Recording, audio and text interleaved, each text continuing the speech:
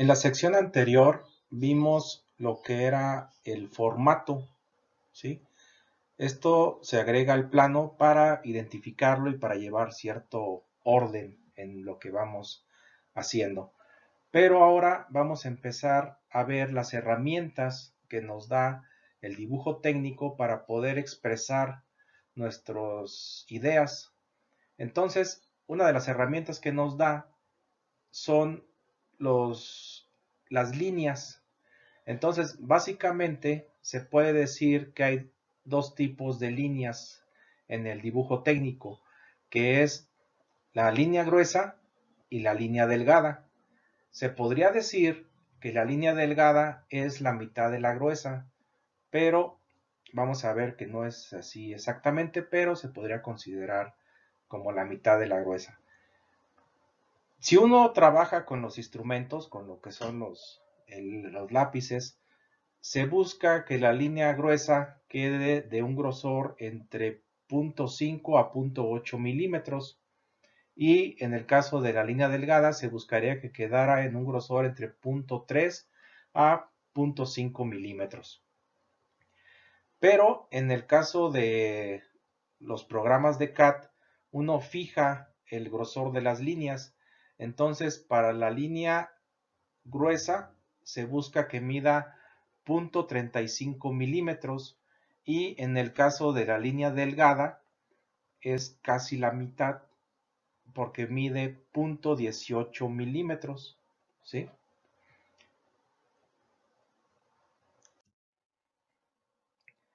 Ahora bien, las personas que hicieron las normas tomaron estas líneas gruesas y delgadas, pero les hicieron variantes y estas variantes sirven para comunicar distintas cosas.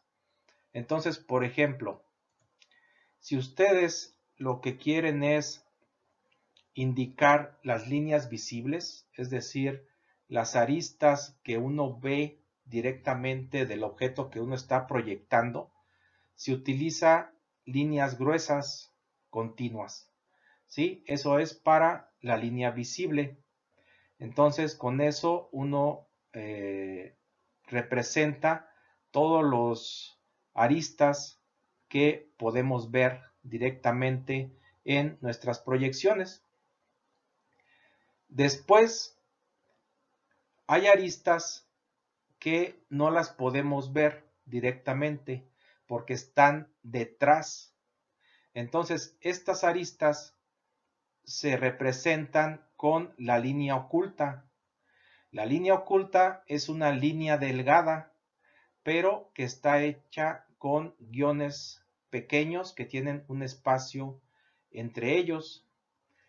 Más adelante vamos a ver un capítulo de complemento en donde voy a hablar de cada una de estas líneas, para qué sirven y sobre todo qué dimensiones deben de tener.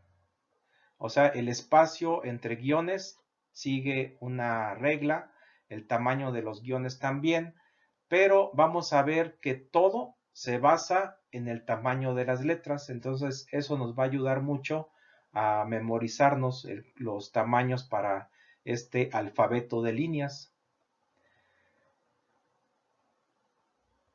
Siguiendo con estos tipos de líneas, vamos a lo que es la línea de centro o línea central. Esta son guiones largos seguido de guiones cortos y se utiliza para indicar en dónde está el eje de giro de una figura axisimétrica. ¿Qué significa axisimétrico? Son figuras, no sé si ustedes conozcan los sólidos de revolución, de que ustedes tienen un perfil y existe un eje. Entonces haces girar ese perfil alrededor de ese eje y formas un sólido. Entonces ese eje que te sirvió para girar alrededor de él el perfil se tiene que representar con una línea de centro. Esta línea de centro tiene una peculiaridad que cuando la vemos de perfil tenemos que representarla de esta manera, ¿sí? Aquí, por ejemplo, tenemos una pieza cilíndrica y aquí la estamos viendo de perfil y aquí la estamos viendo de frente, ¿sí? Entonces, al verla de perfil, la vamos a ver de esta manera, pero al verla de frente, tenemos que dibujarla así, con una marca en el centro y unos brazos. Entonces, esta es la particularidad que tiene esta línea, que de perfil se ve de una manera y de frente se ve de otra. Entonces, más adelante vamos a ver qué dimensiones deben de tener esta línea y qué reglas debe de seguir y cuándo la podemos utilizar. También para indicar las medidas tenemos lo que son las líneas de cota, pero estas se dividen en dos. Son las líneas de dimensión y las líneas de extensión. Aquí, por ejemplo, esta línea gruesa es lo que estamos midiendo. Lo que nos indica de dónde a dónde estamos midiendo son las líneas de extensión. Y en donde indicamos cuánto mide esa característica, se le conoce como línea de dimensión y es donde vamos a poner el número, ¿sí? Entonces aquí tenemos igual una pieza que aquí la vemos de perfil, aquí la vemos de frente y vamos a estar indicando sus dimensiones utilizando las líneas de extensión para indicar de dónde a dónde estamos midiendo y luego las líneas de dimensión donde vamos a poner la cantidad. Si tenemos una pieza que su vista frontal tiene simetría, podemos usar esta convención, pero nada más en la vista frontal, que consiste en usar una línea de simetría que se representa de esta manera. Se usa una línea de centro y en los extremos ponemos dos guiones cortos con línea gruesa. Entonces, de esta manera estamos indicando que esto es un eje de simetría, ¿sí? Y ya la otra mitad de la cara ya no la tenemos que dibujar. Esto se usaba mucho cuando se hacían los planos con instrumentos para ahorrarte tiempo, ¿sí? Pero conviene que conozcan esta convención. Hay ocasiones que tenemos piezas que son muy largas. Entonces, si queremos hacer el plano de estas piezas, se puede dar que como ocupan mucho espacio, tendríamos que reducir su escala y después no se notarían los detalles. Entonces, si estas piezas son continuas, podemos hacer un corte, o sea, retirar material para recortar el espacio que ocupa esa pieza. Entonces, si retiramos una porción muy grande del objeto, se utiliza la línea de ruptura larga, que es una línea delgada que tiene esta forma. Como les digo, más adelante vamos a ver un capítulo en donde nada más es para decir las dimensiones que deben de tener estas líneas.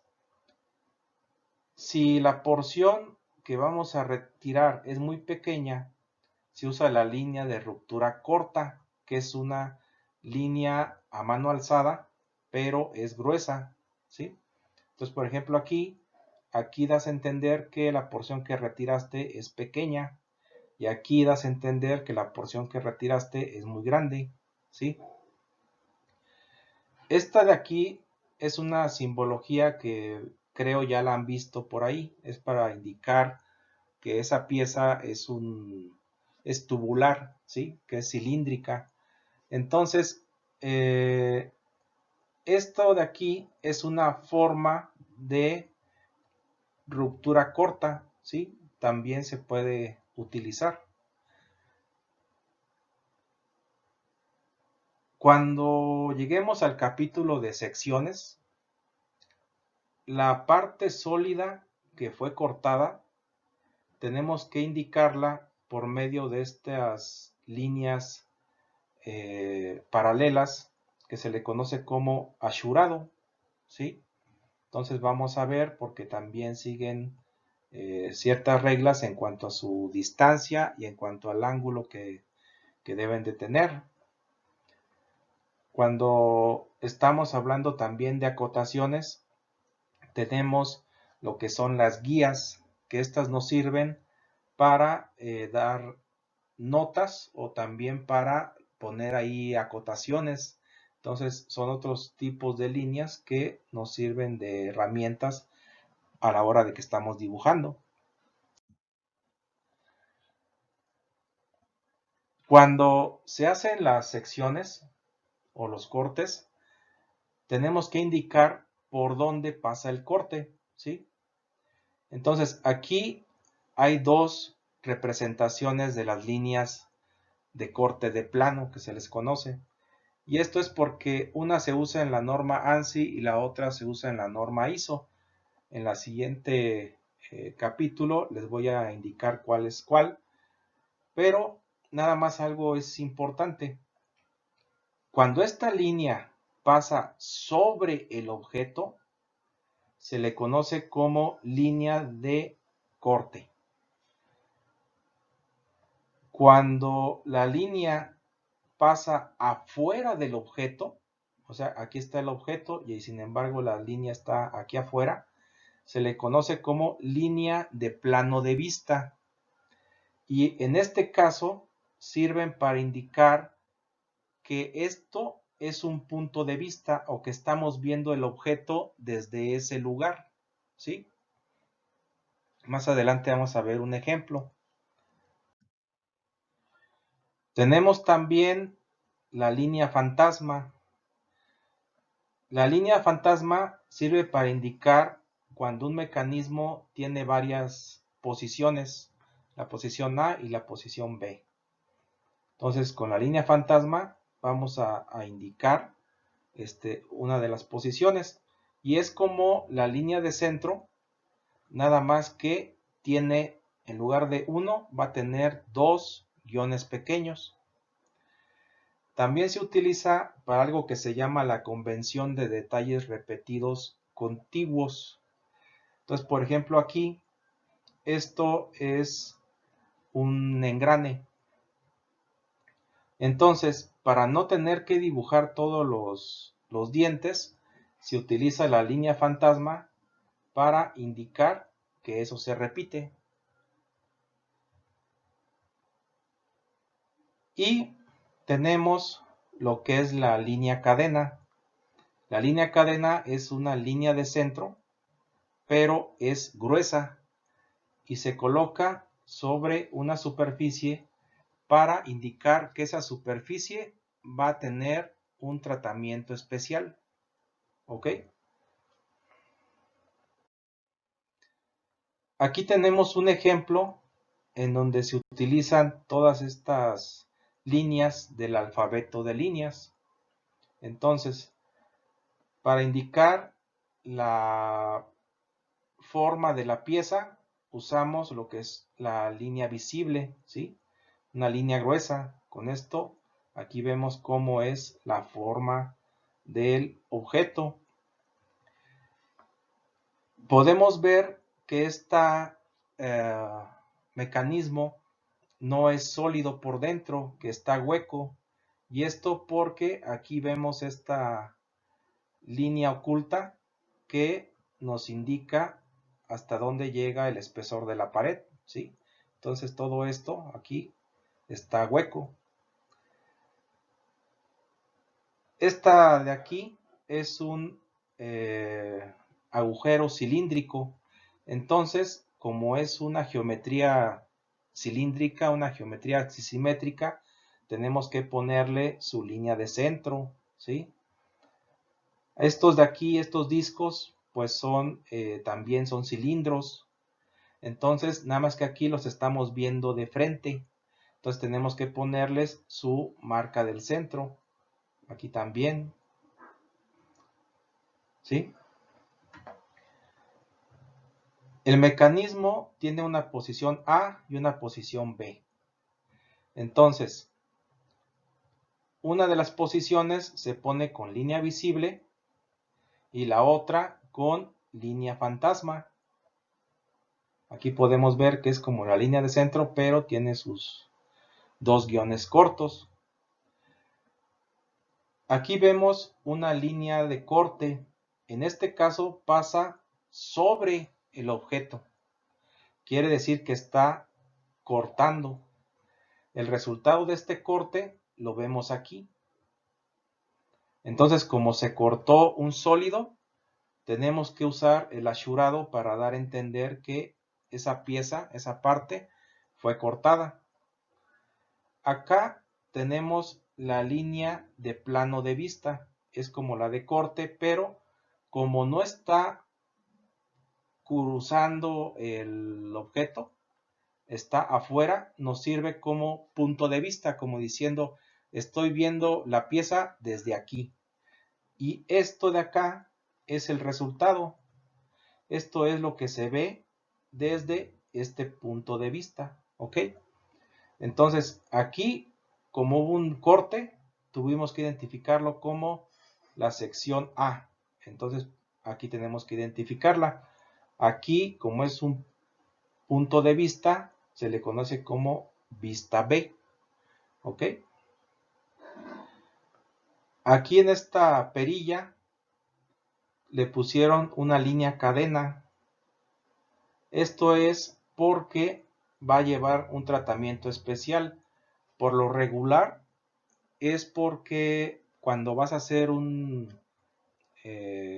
pieza para agarrarla de ahí y poder manejar algo, tiene que tener buen agarre. Entonces lo más probable es que le van a poner algo que se llama moleteado. El moleteado es como un relieve hecho por lo regular en forma de diamante. Entonces esto se hace en el torno y es para tener un mejor agarre. Para no dibujar todo el mecanismo, retiraron una porción de la máquina. Entonces para eso usaron la línea de ruptura corta, ¿sí? Entonces con esto nos dan a entender que esto sigue, pero que no lo dibujaron porque no es importante, solo querían mostrarnos el mecanismo. Para las medidas usan lo que son las acotaciones. Entonces para indicar de dónde a dónde están midiendo usan las líneas de extensión y para poner la medida usan lo que es la línea de dimensión. Entonces esto es un ejemplo de cómo se utiliza el alfabeto de líneas, ¿sí? También aquí tenemos todas las notas. Vean que utilizan una línea guía, que es una de las herramientas para las acotaciones. Entonces, todo esto lo vamos a estar viendo a lo largo del curso. Si ahorita tienen alguna duda, no se preocupen, porque vamos a estarlo viendo continuamente a lo largo de todos los planos que vamos a estar haciendo. Las normas también rigen lo que es la rotulación. Algo que nos dicen es que de preferencia hay que hacer las líneas, las letras en forma vertical, aunque también pueden tener una inclinación de más o menos 68 grados, pero yo lo que les aconsejo es que las hagan siempre verticales. Pueden usar cualquier tipo de tipo de letra, siempre y cuando se vea profesional. O sea, pueden usar la Arial, la Century Gothic, Sans Serif, todo este tipo de letras, ¿no? No usen, por ejemplo, la Comic Sans o algo así. O sea, hay que buscar que se vea profesional, nada más.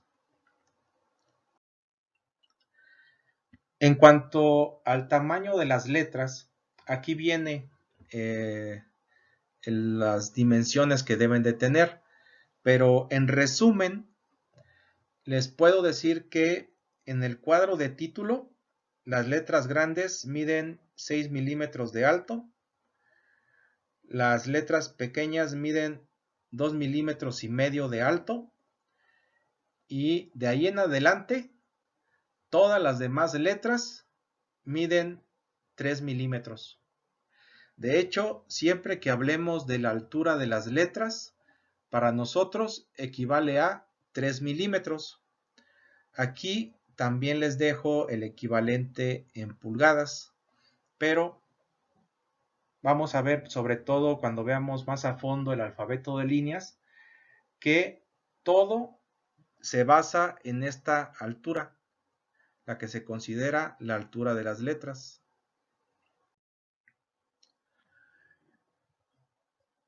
En cuanto a las escalas,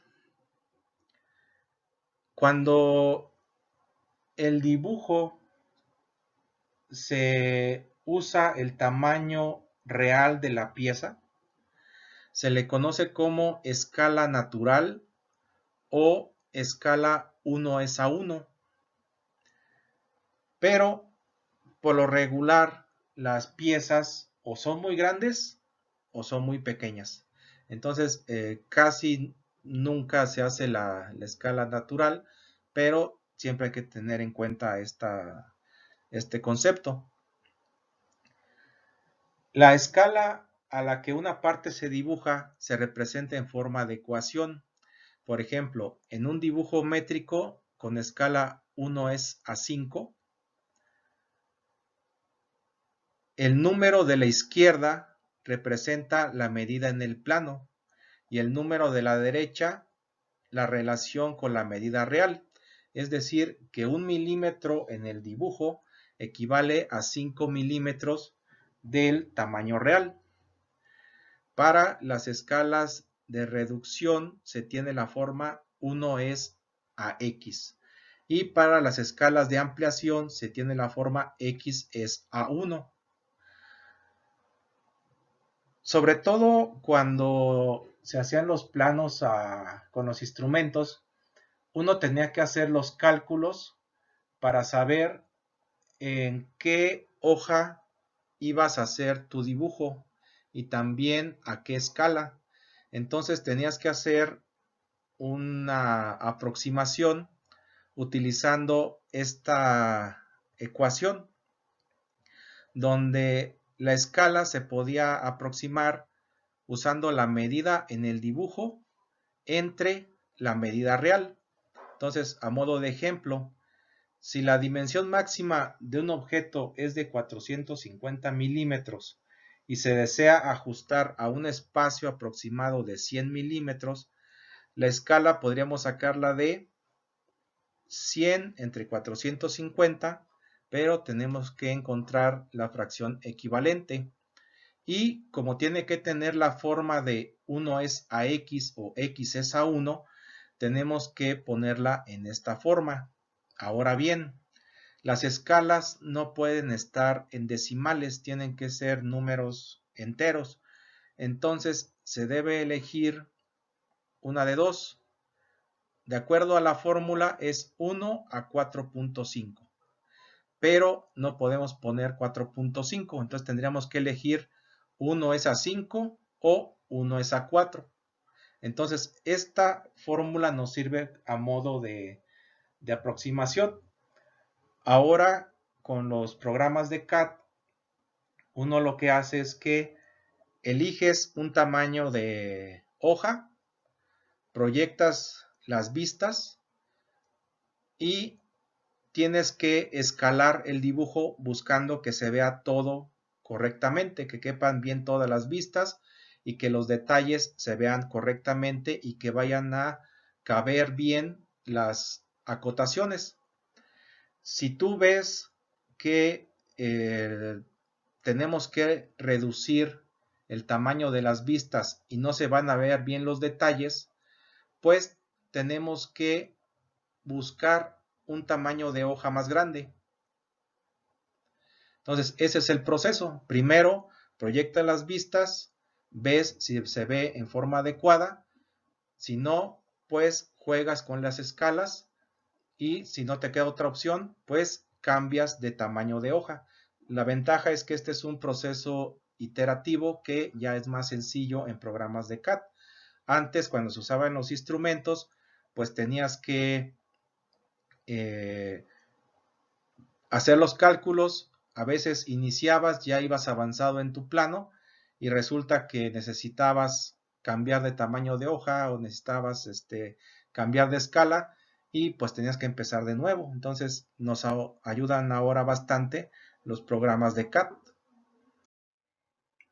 Ahora, también dependiendo de qué unidades estemos utilizando, si son milímetros o si son pulgadas, son el tipo de escalas o magnitud de la escala que vamos a estar utilizando. Por ejemplo, si estamos en milímetros, se recomienda usar múltiplos o divisores de 2 o de 5, porque al trabajar en milímetros se supone es un sistema decimal. Entonces, cuando se trabajaba con los instrumentos a la hora de estar escalando nuestros planos, teníamos que estar o dividiendo o multiplicando entre 2 o entre 5, ¿sí? Cuando uno trabaja en pulgadas, también se puede usar el sistema decimal con las pulgadas, pero es más común trabajar con divisores de 2, de 4, 8, 16, 32. ¿Por qué? Porque cuando uno trabaja en pulgadas, se utiliza, por ejemplo, que octavos de pulgada, 16avos de pulgada, 32avos de pulgada, media pulgada. Entonces, todas las medidas se tenían que estar multiplicando por los múltiplos de estas fracciones. Entonces, si ustedes trabajan en el sistema métrico y tienen que elegir una escala, busquen que sea alguna de estas para reducciones o para ampliaciones. Si están trabajando en el sistema inglés y están usando en las cotas, en las medidas, usan el sistema decimal, usen alguna de estas escalas. Pero si están utilizando fracciones para las medidas de las piezas, utilicen estas escalas para su plano, ¿sí?